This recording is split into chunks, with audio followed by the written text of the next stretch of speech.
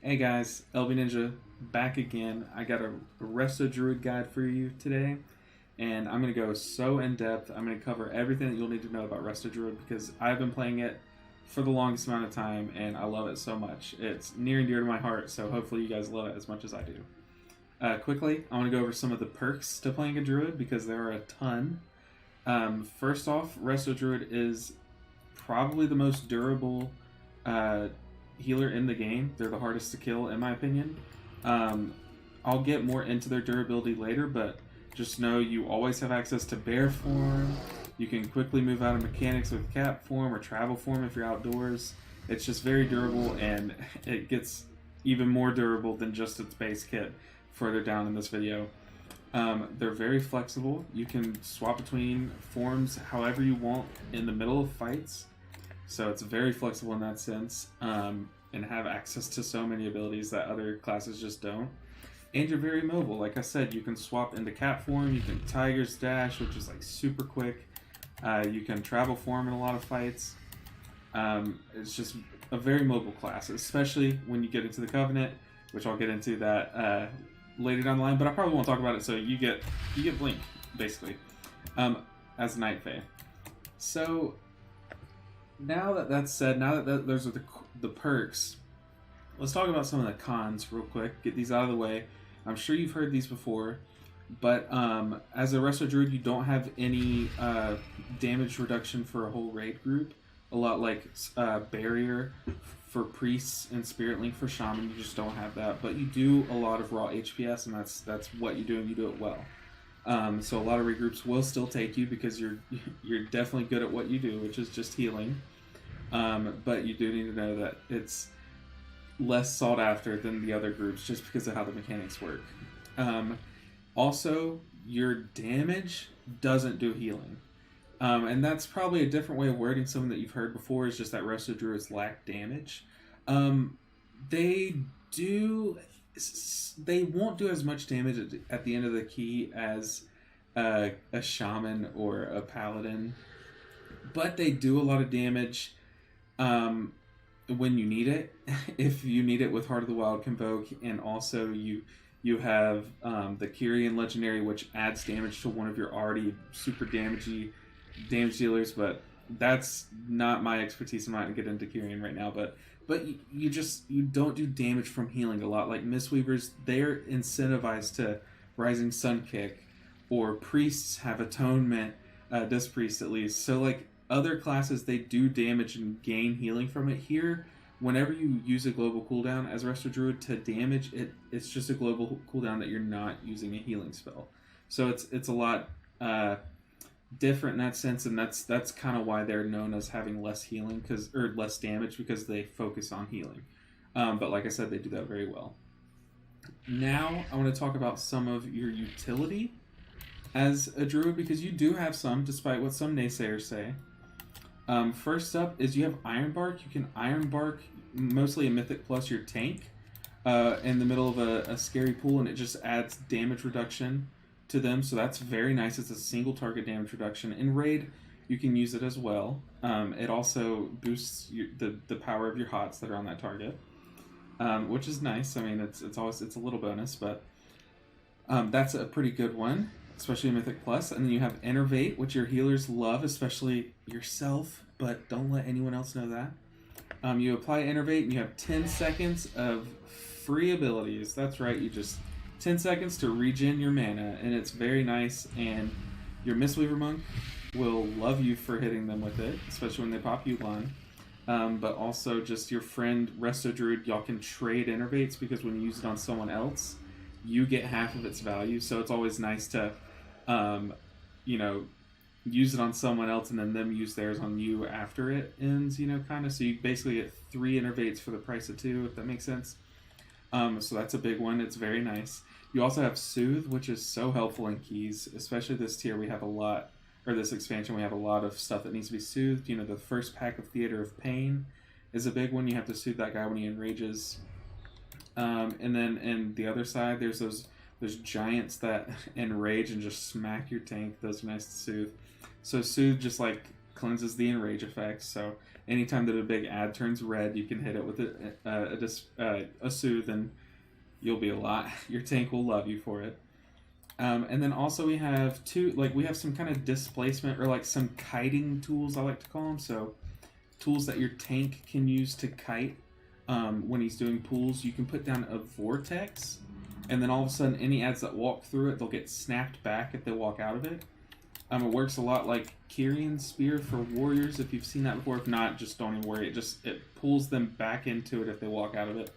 So that just lets your tank walk away, and all the ads will stay wherever you have them. You also have entangling roots, which if you use it on a target, they'll get rooted until they take damage, which is nice. It's normally not used in keys like in normal pools. It's usually used when you like need to keep an ad somewhere while you do another pool. I'll get into that once I get into the talents, because I'll talk about we have an AoE root, which is a talent. I'll get into that, but it's useful. It's something to mention. It's very good in PvP. And then I want to talk about your Covenant. So I've already kind of talked about Kyrian, but I'm not really making the video about this about that right now. I'm going to make solely on Night Fae, because it's truly just the best.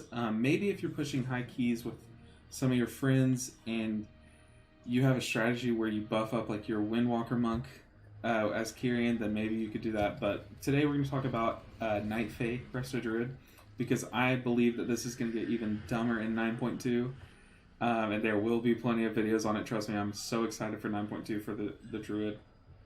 But so we're going to be Night Fae. It's just the best. It adds a very strong cooldown and Convoke the Spirits. It's normally a 2-minute cooldown. But you just cast a flurry of 12 spells. I know it says 3, but you cast a flurry of 12 spells in a couple seconds, and they're all Druid spells, but mostly in whatever stance you're in. So if you're in Bear stance, you might get a couple Iron Barks. If you're in Healing stance, you might get some Wild Growths, even a Flourish every now and then, but a lot of like Regrowths and Swift Mends even. You'll top up a Mythic Plus group with this ability. It's very strong. But with our legendary, which I will talk about, I'll just go and talk about it now. Might as well.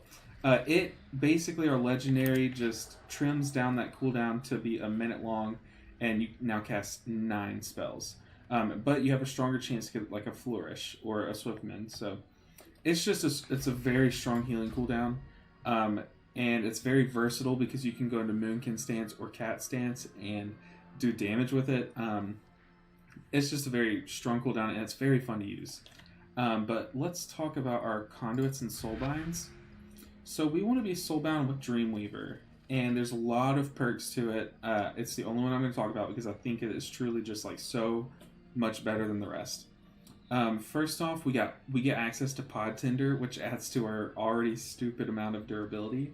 This basically, if you accidentally sit in a mechanic in raid, you'll cocoon yourself and just like heal up over time, and it's very nice because your raid leader won't notice.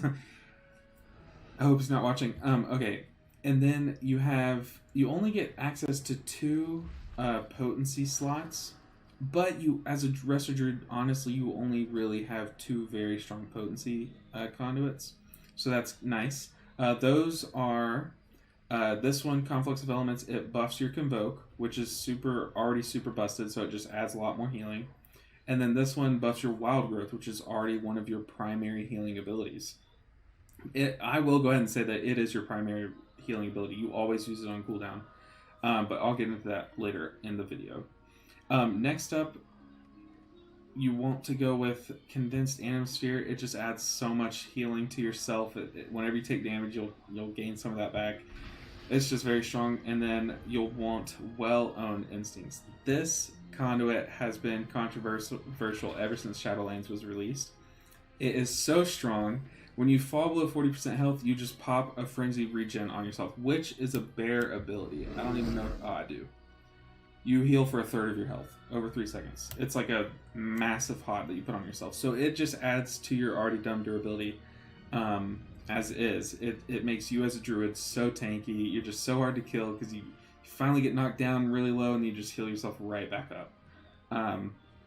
So that's very strong. And then just to continue on with the durability, for durability's sake, I guess. We get access to Waking Dreams, which is kind of like a mini Well-Known Instincts, but it procs when you drop below 80% health, and it adds a shield, so that's very nice. You also kind of have a miniature version of Spirit Shell, which is like a priest ability, where all of your overhealing, a tenth of that just stays on the target as a shield, which is nice, and it definitely adds up over a raid, because truth be told, Resto Druids are notorious for their overhealing, because think about it, you apply a hot or a heal over time to a target at 90% health, like you should, that's your job, and they get healed to 100, and then you still have like 5 seconds of that hot left. That's just going to be overhealing. So this is nice. It gives some value to your overhealing, which is very beneficial. And let's see, I've talked about this. I've talked about this. Where is it? Is it here? Okay, I think I've talked about all the durability that you gain from going Dreamweaver. You get Pod Tender. You get a nice little shield. And also your finesse conduits, they don't really matter. I just go for the movement speed ones because I guess I'm lazy. I don't know. They're never super important. Although Born Anew is nice. You can, especially in raid, if one of your targets dies and you're supposed to battle res them with Rebirth, you can. Oh, I didn't even put Rebirth in the utility section. That's okay. I'm sure you know that you have it, but you give them a big primary stat increase, basically well-fed buff. So yeah, that's Dreamweaver. Other than this, Field of Blossoms. This is so strong, and it's almost the only reason why you take Dreamweaver.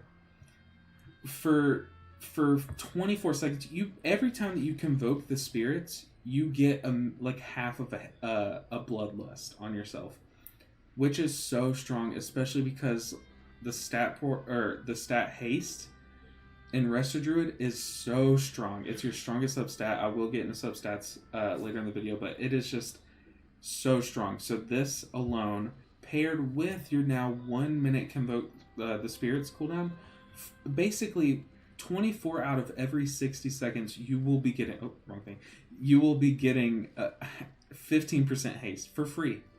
It's very strong, but you do have to stand in it. I will go ahead and show you what it looks like. It's this little round circle, okay?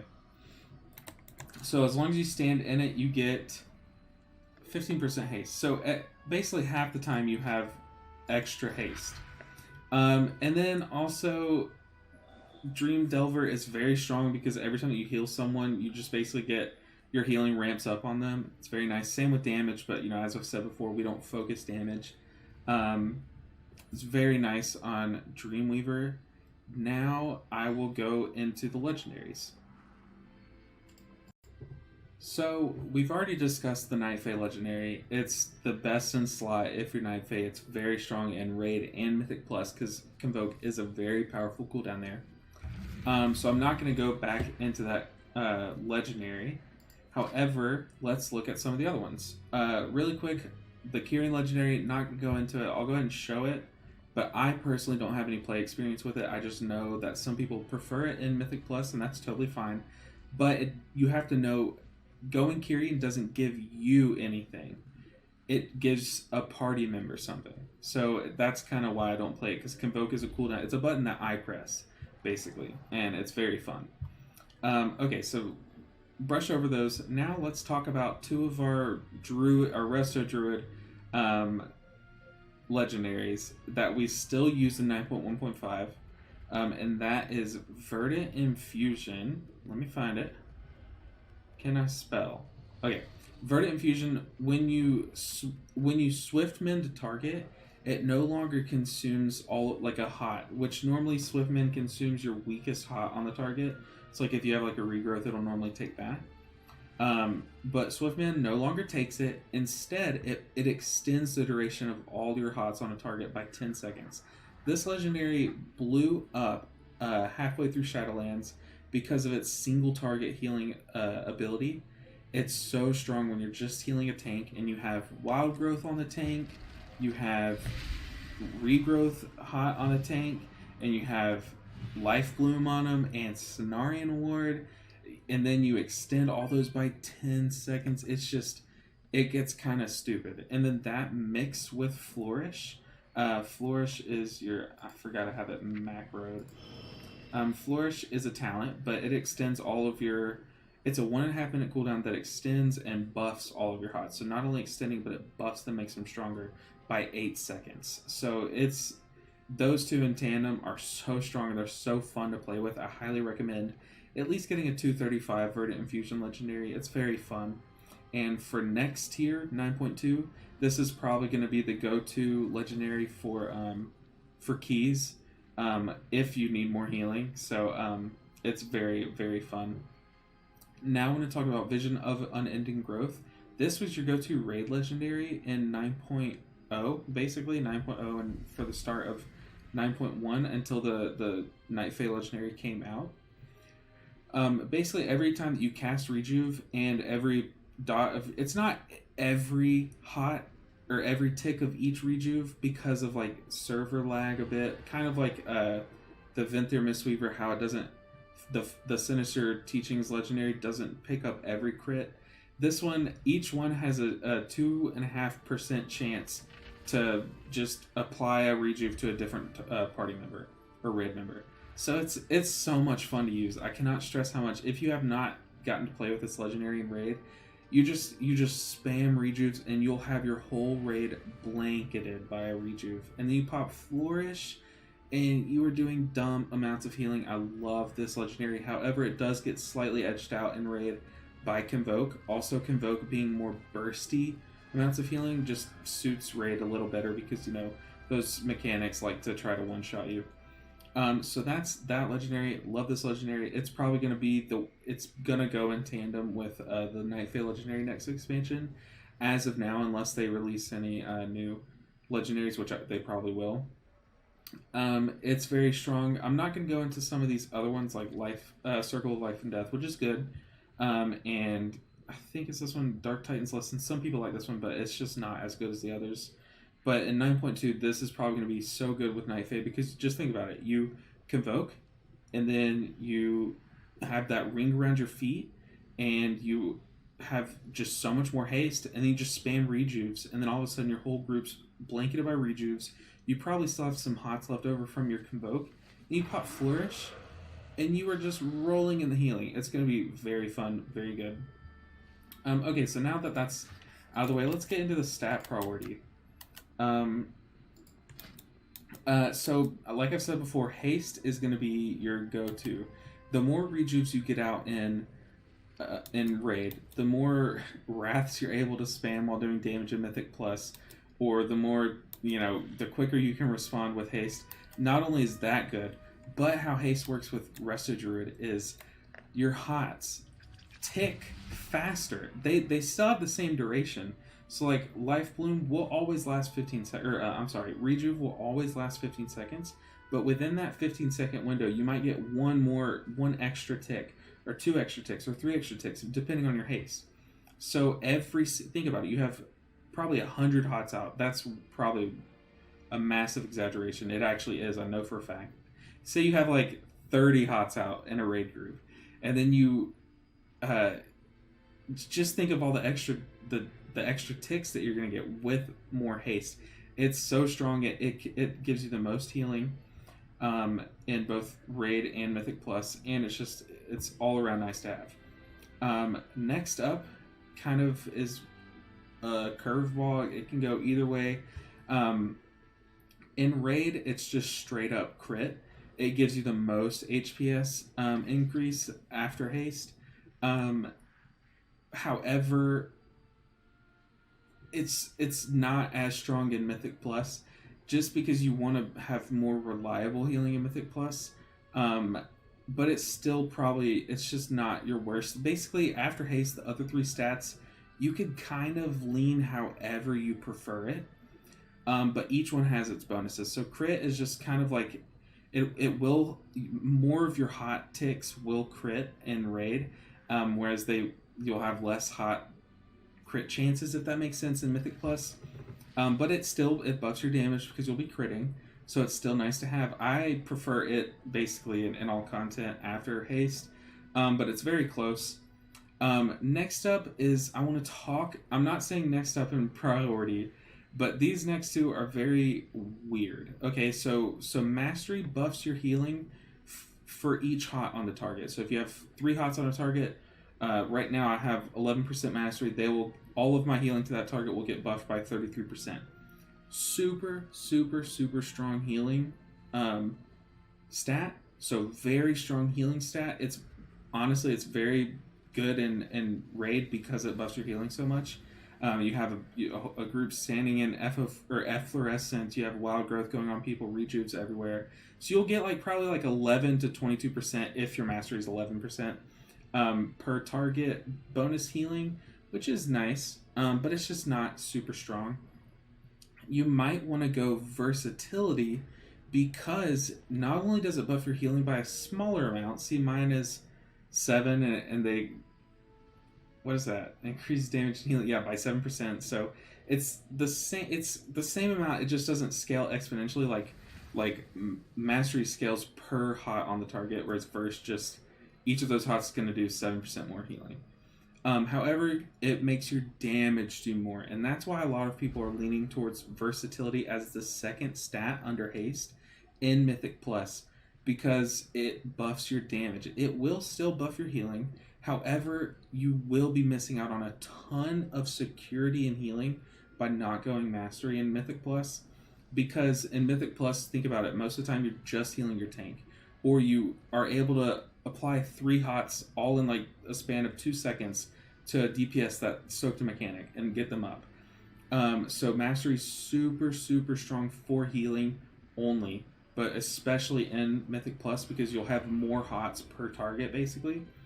But versatility gives you more damage, so it's a lot better, and it also gives you damage reduction, which it's a smaller amount. It's half the amount that you have, but it's still notable. I mean, taking 3.64% less damage for only having 7% verse, that's pretty good. So that's stat priority. I guess I'll talk about tertiary stats like Leech. Leech is your best tertiary stat, and then probably speed, and then avoidance is just not very good. Like if you have one piece that's like 246 item level and you have the 249 equivalent, but the 246 has Leech, take the Leech because it's pretty strong. So that's your stats. Now let's go into talents real quick, and I'm trying to talk fast if you can't tell, but Resto Druid being so flexible, it's going to be a longer video. I'm sorry about that. But, okay, talents. So we basically have a raid.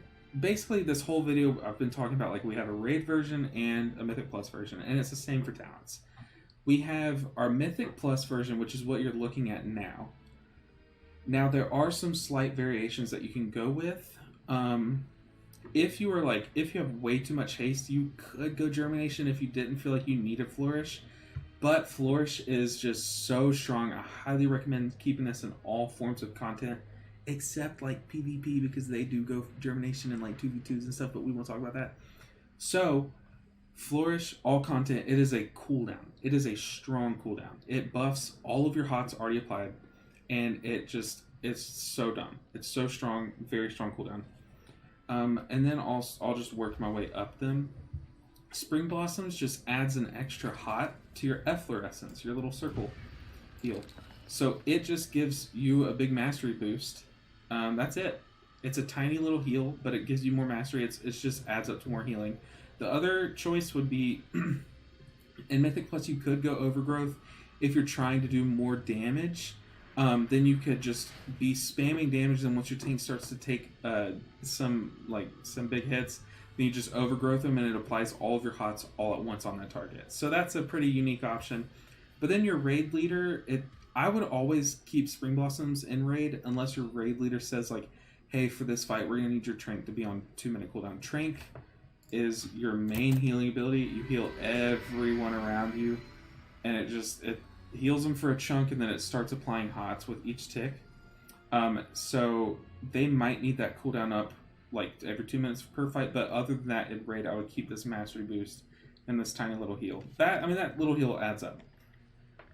Next up, for your Mythic Plus build, you want to go Soul of the Forest. So your Swiftmend will buff your next Rejuve or Wild Growth on target. So what that looks like is, you know, your tank starts to drop to like 60% health, you Swiftmend them up to full health, and then you Wild Growth, and that next Wild Growth is going to be so much stronger. Or you can just, if the tank is still the one taking damage, you Rejuve them after you Swiftmend, and that Rejuve is like, is it twice as strong? Increases by 200. So it's 3 times as strong, that one Rejuve. So it's just super, super good. And then next up for your raid build is Incarn Tree of Life. You become a tree where your Rejuves are free and they do more healing. Your Wild Growth is not free, but it hits 7 targets instead of 5. And your Regrowths are instant cast. You don't have to sit there and wind it up. So it's just a big boost to your healing. You know, now you can regrowth on the move. You can get more Rejuves out without worrying about your mana. And you look like a tree. That's awesome. And then next up, I want to talk about these two in tandem, Heart of the Wild and Balance Affinity. Balance Affinity, you just become a chicken that does more damage. So you'll want to pop this, and if you have Heart of the Wild up on or off cooldown, you can pop Heart of the Wild, go into chicken form, and then just do more damage. Basically, your Star Surge is instant, and you do like slightly more damage. So it basically buffs whatever affinity you take on this row. And you go into a more powerful version for that, but it is a 5-minute cooldown. So a lot of people like to use this on boss fights in Mythic Plus, or in Raid just to do more damage. They'll go into either Cat form or Balance Affinity. Like say you take Guardian form for like some reason, then they'll go into Cat form and they'll use Heart of the Wild and they'll use like Convoke in that sense, and then that's one way to do damage. Other than that, Feral Affinity's fun. You're just faster. It's my favorite, like fun-wise, but it's slightly less viable than Balance Affinity, just because you do slightly more damage and you have access to Typhoon, which is a knockback. So that's it for that. Now this next row, I prefer Tiger Dash in almost all cases, but this one you could literally choose personal preference. Tiger Dash, you go really fast. Wild Charge is cool because it changes based on the form that you're in. So it's way more versatile, but you do have to kind of get used to it. And then there is this, there's Renewal. I don't know if I talked about this, but you just give yourself a little burst heal, which can be nice for a lot of boss fights in like Raid maybe. Like when they're taking like chunky damage and you don't need the mobility. One example is Guardian in Sanctum of Domination. Guardian, he just sits there and he pulses out damage. You don't have to do much movement, so it's nice to just have an extra little heal. And then this final row for Mythic Plus, keeping with the Mythic Plus build, we have Cenarian Ward is the way to go. It basically, it'll sit on your tank until they take damage, and then it becomes a really, really powerful hot. And this, in tandem with Verdant Infusion, that legendary that we talked about earlier, can get very, very, very strong. So much healing. But even on its own, it's a big chunk of healing. So this one's very nice, and it also buffs the mastery. Like if you have all of your hots applied plus this on your tank, then you're just gonna keep that tank up. Like that's it. And then for Raid, which now that I'm talking about the last Raid talent, I'm gonna go ahead and swap to. So this is the Mythic Plus one. You take a mental picture. That's what I like to run. Now let's swap to the Raid. This affinity is up to you. If you want to do more damage, you can go Balance Affinity, or if you know you're progging and a boss is just chunking away at you, it's never wrong to go Guardian Affinity. And then for fights where you need to do like a lot of movement, like one example is Soul Render, where you're having to run from one side of the room to the other, back and forth. Feral's not bad, but I'm just going to keep it balanced just because we like to do more damage. And I'm going to swap, what else is it? Tree. We go Tree here. So this is my typical Raid setup. We keep Flourish because it's a healing cooldown, very strong, but we go to Abundance. So this says for every Rejuve we have out, it makes our regrowths cheaper mana cost wise and have more of a chance to crit. This is strong because if you see this here, I'm only going to have one stat because I'm the only one in the party, but I apply a Rejuve and now have 6% reduced cost and I think that's just the amount of targets. 6% reduced cost and 6% extra crit rate on my regrowths. So in raid, our priority is to blanket the raid in rejuves and wild growths so that they can, like I said earlier, go from about like 80. Our job is to take them from 80% health to 100 and keep them there. That's what hot classes do. They're only supposed to be doing that. You're not. Your job is not to take someone who's at like 30% health and get them back up to 70% health. That's your shaman's health, who has a lot of burst healing like on a single target. That's your paladin's job, or your holy priest. That's their job. Your job as a hot healer is to take them from here, 80% to here, 100. But abundance does help. If in a pinch we need to burst heal someone, it does give us like a little bit more chance to crit, which can make that regrowth hit harder. However, once you get more and more used to this this talent, your playstyle in raid, you'll be applying a bunch of rejuves, and then you'll be spamming regrowths for like a couple of seconds, like a couple casts of regrowths, because they'll be cheaper, so a lot more mana efficient, and they'll be buffed. They'll have more chance to crit.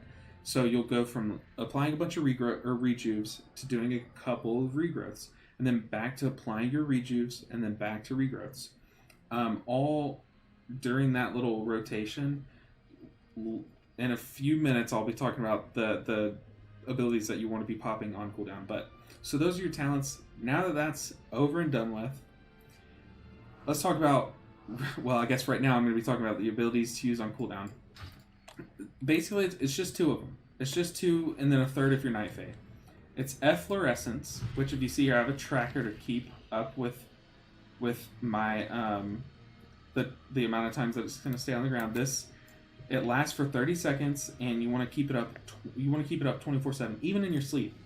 You want to have this underneath your pillow healing you. Okay, it's that important because it's 2 stacks of mastery on yourself and on 6 people in your group. And then the next up, I guess there's technically 3 abilities to use on cooldown.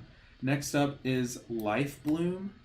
It is like a stronger version of Rejuve. It does slightly more healing, and it also can proc your passive, which makes a regrowth free every now and then. See, like right now I just got one. My regrowth is highlighted, so my next regrowth is free. So it has that added benefit. However, the only drawback is that you can only have one of these out at a time. So you want to use that one on cooldown. And by cooldown, I mean just like Efflorescence lasts 60 seconds, Life Bloom lasts 15. So every 15 seconds you want to be pressing this button and applying it to like maybe a tank in Raid, or obviously a tank in Mythic Plus. But having that on someone at all times gives you the chance for the free regrowths. Free mana is never bad. So there's Efflorescence, Life Bloom, and now Wild Growth. This is your marquee druid ability. It is so strong. It applies a hot. It applies a hot to 5 targets who need it the most. It'll check for that. And it does stronger healing early. So it does like super strong healing at first, and then it slowly falls off. So those are your 3 abilities you want to use on cooldown. And then I'll quickly talk about Nature Swiftness. It just makes your next regrowth free and instant, and do double healing. And it's just nice to do on cooldown because it's free mana and it's a stronger regrowth. Might as well. So now I want to talk about your healing rotation. In Raid, which I've touched on a bunch in this video, it is Wild Growth on cooldown, Efflorescence when you need to, and then Life Bloom on keep that on a target at all times. And then your filler spell is Rejuve. That's it. It's that simple. You just cover your Raid group and Rejuve. That's it. And then using your big abilities like Trank, Tree on cooldown, unless your Raid leader wants to use that as a cooldown. And then Flourish once you have a bunch of hots out. Like you apply a bunch of hots and you're like, okay, I have so many hots out, then I'm going to pop Flourish and just bank in the dough. And then there's Convoke, which obviously you use on cooldown if you can get away with it. It's just a dumb, strong ability.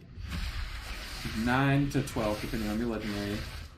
Druid cooldown abilities. It's just super strong. Tons of healing in that one ability, or button press. So that's it. That's your Raid cooldown rotation, you Wild Growth, Life Bloom, keep that flow up, and then from there you just rejuve a bunch. It's super simple. You just click rejuve and cover your group. If you see someone drop below 80 or drop, like, take a chunk, you just hit them with it. That's your job. You are brought to raid because that's your job, to take from 80 to 100. And then next up is your Mythic Plus healing rotation, and that is going to be the same. You come up to a pack, you're going to Efflorescence, and then hopefully your tank fights inside this, and everyone in your group ideally is inside this Efflorescence. And then you're going to apply Life Bloom and Rejuve to the tank. You're going to pop Wild Growth to have that on the whole party. And then you're going to do as much damage as you can, but if you can't do damage, you're going to regrowth whoever needs to be regrowthed. And then you're going to reapply those same hots. Keep those, the Wild Growth, Life Bloom, and Rejuve up, and then if someone else needs more healing beyond those, you regrowth. That's it. It's that simple. You still use Flourish as a big cooldown, like if you're coming up to a big pack and you have Flourish up, don't be afraid to use it. It's a strong cooldown. You can Wild Growth. You can even just Flourish a Wild Growth and it's still worth it. It'll still help you a lot. You also have Tranquility, which is weird. It's not as strong in Mythic Plus as it is in Raid, because in Raid it hits your whole raid. Here it also still hits your raid, your dungeon group, and it does a ton of healing. But you root yourself to cast it. You just channel that one ability. Hopefully you come into Trank with Hots on, so that your mastery will proc and you'll do more healing from the Trank. But it's kind of awkward. One place that I love to use Trank is in Theater of Pain. That first pack, if someone's not helping you soothe and that one guy just keeps slamming the ground, that's a good place to use Trank, because it's sustained damage that comes in waves, and Trank lines up really well against that because it's like a powerful hot on everyone. And then also the shards in Halls of Atonement, they sit there and they smash the ground in a similar fashion, so that's a great place to use it. And then also my favorite place to use Tranquility is the other side, on the masks that enrage and they summon little clones of themselves, and then they start a similar ability where it looks like they're slamming the ground. It just pulses out damage, and that's like the scariest pool in the whole entire dungeon is those guys. I like to Trank there, and that's probably the only time I've pressed Trank in that whole entire dungeon, but it is so strong on those guys. So those are your big cooldowns. And then obviously Convoke can carry each pool. Since it's a minute cooldown, you can go from one pack Convoke to the next pack Convoke, and don't be afraid to Convoke early in packs in Mythic Plus, because you will get that haste buff from the ring around your feet from being Night Fae and choosing Dreamweaver. You'll get the Field of Blossoms. Like, you can Convoke, once everyone drops to about like 80% health, they'll get topped up. And then for the rest of that pool, yeah, you don't have Convoke in your back pocket, but you do have Field of Blossoms at your feet, and that's going to be plenty to carry you through the pool, because haste is so strong, like I've said before. Okay, finally, the last thing that I want to talk about is the damage rotation. Whoa, did he teleport? Druids can do that? No, I just cut the video. Well, I guess technically they can. But, okay, so let's talk about the damage rotation. So this could be the longest section of the video, but I'm not going to make it. I want to get this over with. I want you guys to know the simple damage rotation, then you can get more comfortable in your own time. But I will go over some of the small things. So it can be as simple as just when your tank is gathering a group, so you're coming up to a pool, like you're entering in combat with a pool, you Moonfire each adder, as many as you can, and then say he gathers them all around here. Then from there you Sunfire once, maybe twice if you hit like half the pack, and the other half you can hit the other half with Sunfire. That's that. Okay, you Moonfire while he's gathering, and then you Sunfire all at once. And then from there, your damage cooldowns. So in Raid, you want to keep on the boss basically at all times, if you can manage, at least Moonfire. At all times, you want to keep Moonfire on the boss. And then if you can manage to get away with it, try to like Sunfire, but it's not as worth it on a single target, but it's still nice to have that extra dot ticking on the boss. So those are those two abilities. That's literally as simple as it gets.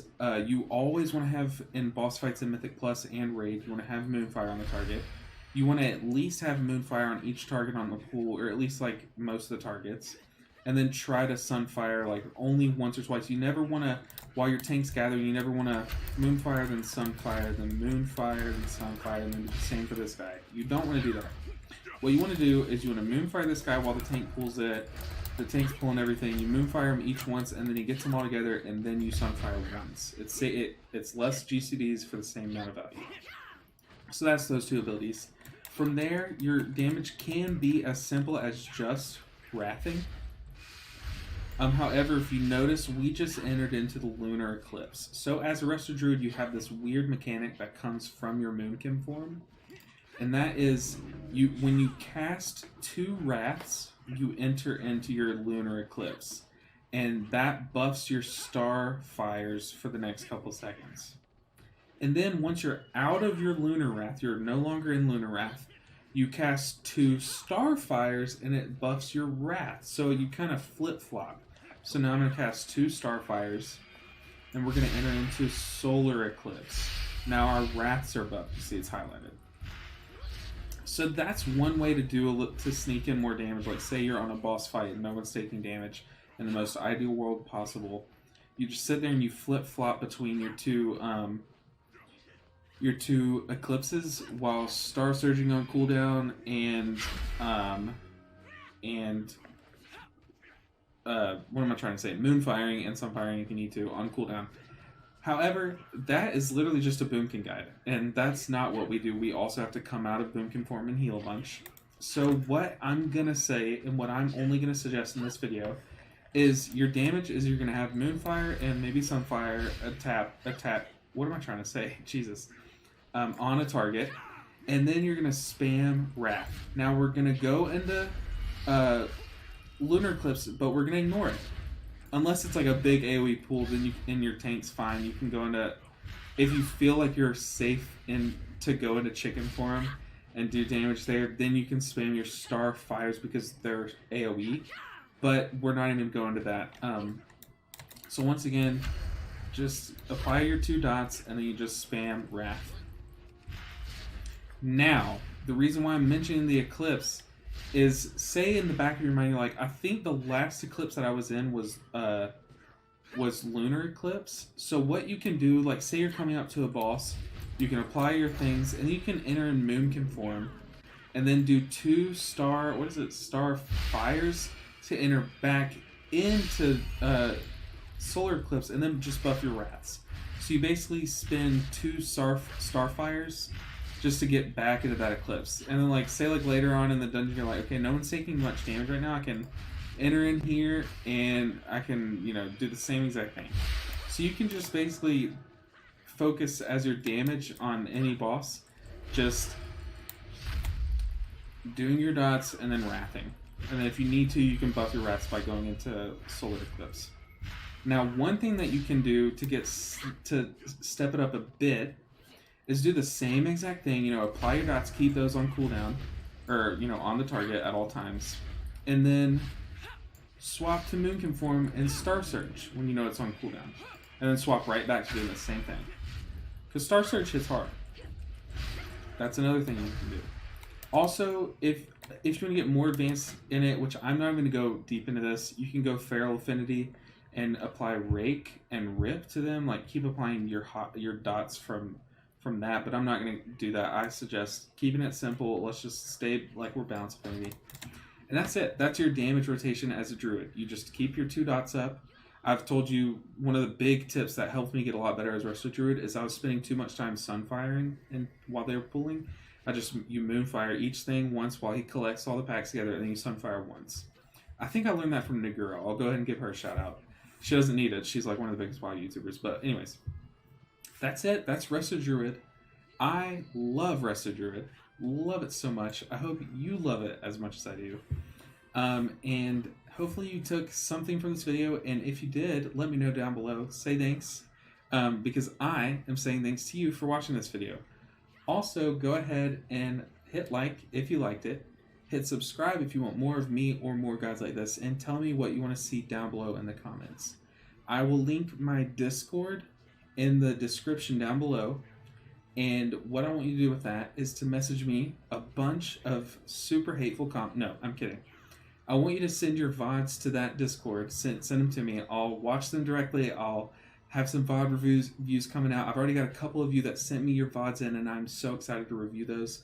So feel free to do that down below in the description. And most importantly, subscribe, because we are heading toward a goal of 500 subscribers. Once we hit that, we'll do a 12-hour live stream. We'll all run keys with you guys. I'll do anything you guys want me to do within some limits. We're going to have a lot of fun. So let's get to 500 subscribers for that 12-hour stream. And then way down the road, once we hit 1,000 subscribers, I'll do a 24-hour stream, which that's going to be tons of fun. Let's get there. Until then, I'll see you guys in the next one. Hopefully you had happy holidays, and take it easy.